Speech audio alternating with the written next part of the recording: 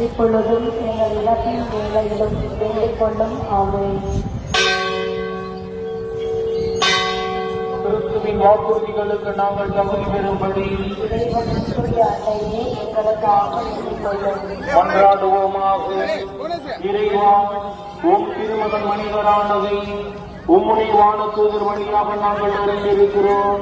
அவருடைய பாடுகளினாலும் சிலுவையினாலும் நாங்கள் உயிர்ப்பின் மாற்றி பெற உமது அருளை பொழிவீராக. எங்கள் ஆண்டவராகிய இயேசு கிறிஸ்து வழியாக உம்மை மன்றாடுகிறோம்.